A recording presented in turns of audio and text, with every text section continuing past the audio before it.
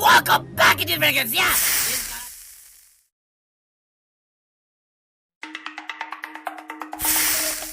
Ketika ditanya berapa lama kegaduhan Omnibus Law melawan Serikat Buruh dan pelajar ini, maka jawaban senior saya simpel sekali. Kalau ada gerakan massa, dalam 3 hari tidak lebih sudah padam. Ini hanya efek gentar dan ini adalah by design dari kelompok tertentu sebagai alat tawar. Kalau lebih dari sebulan berdemo berturut-turut bertahan, itu baru namanya people power. Ketika semua mereda efek demo kemarin, dalam waktu tidak lebih 3 hari, maka terpenuhi skenario ini adalah by design. Yang pertama, alat tawar. Ini test the water. Ini ada tujuannya para pemainnya tersebut. Sekedar mengingatkan, di dalam pelajaran dasar di akademi dulu, sekali lagi diingatkan, ketakutan dibangun dengan sengaja atau terror by design ada 2 tujuannya. Pertama, merubah peraturan, regulasi sebuah pemerintahan. Yang kedua, mau menggulingkan pemerintahan. Keduanya dalam aksinya ingin merubah peraturan atau menggulingkan pemerintahan memerlukan alat tekan. Yang salah satunya adalah membangun ketakutan. Yang kemarin demo bisa dikatakan membangun ketakutan dalam tanda petik. Sebagai catatan, menggerakkan massa di banyak kota berbarengan ada ongkosnya. Semua ini menimbulkan banyak asumsi dan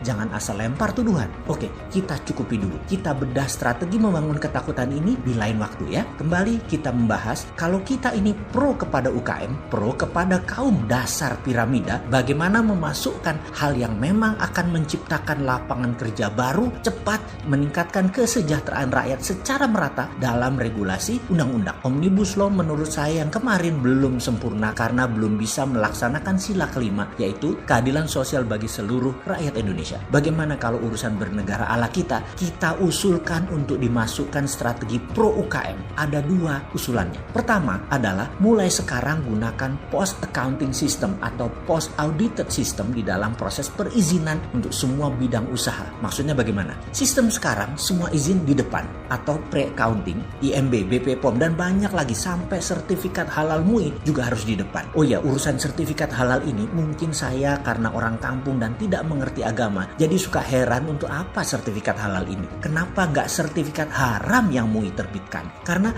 apa? Karena yang halal tuh gampang nyari duitnya daripada yang haram ya. Alasan saya bertanya karena sebenarnya ilmu agama saya mungkin masih pinggiran. Dulu kiai-kiai saya mengajarkan bahwa semua di dunia ini halal kecuali yang Allah haramkan. Lah, kenapa mesti ada labelnya? Masa cat tembok, kulkas pakai label halal? Apa nggak aneh tuh? Semua yang Allah halalkan harus di label. Bagi saya ini aneh. Tapi mungkin karena saya ilmu agamanya tipis, ya saya hanya mempertanyakan. Karena kok kayaknya label halal jadi komersial gitu, bukan spiritual jadinya. Ini MUI kok jadi lembaga label ya? Itu hanya komentar dalam hati dan ini perlu dijelaskan. Ilmu saya masih jauh, jadi mohon dijelaskan. Balik lagi ke urusan perizinan. Di zaman penjajahan Belanda, semua harus dapat izin kalau pribumi mau melakukan sesuatu. Tetapi kalau Hollander, kalau penjajah mau melakukan apapun tanpa izin, sikat aja. Kemerdekaan Indonesia sudah 75 tahun. Janganlah pemerintah pusat, pemerintah daerah, perpu mendadak Anda kayak penjajah. Apa-apa harus izin, lapor, membuat hal-hal jadi lama dan panjang.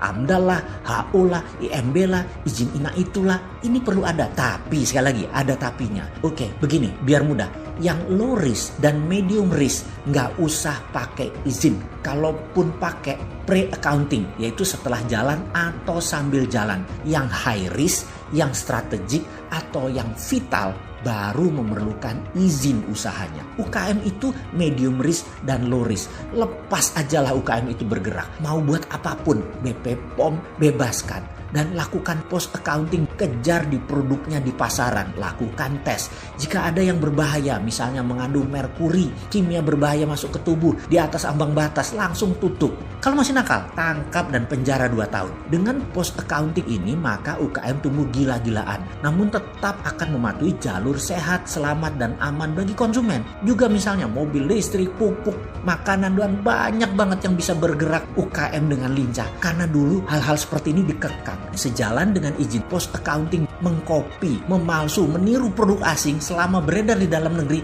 biarin. UKM itu cuma minta satu kok, jangan ditanya-tanya, jangan minta izin ina itu. Diamkan saja kami UKM ini untuk bisa ngapain aja, tumbuh sendiri ekonominya. Lalu yang kedua, dan ini yang penting, tapi sebentar, sebelum lanjut yang kedua, apa kira-kira usulan pertama ide post accounting bisa masuk di Omnibus Law versi baru ya? Yang mana yang sekarang jangan dijalankan dulu dulu deh sebaiknya. Direvisi sesuai dengan kebutuhan UKM. Bener deh, ajak dulu dong UKM dan para buruh bos di Omnibus Law yang baru. Masa banyakan oligarki semua nih yang pembuat undang-undangnya? Mana katanya pro rakyat.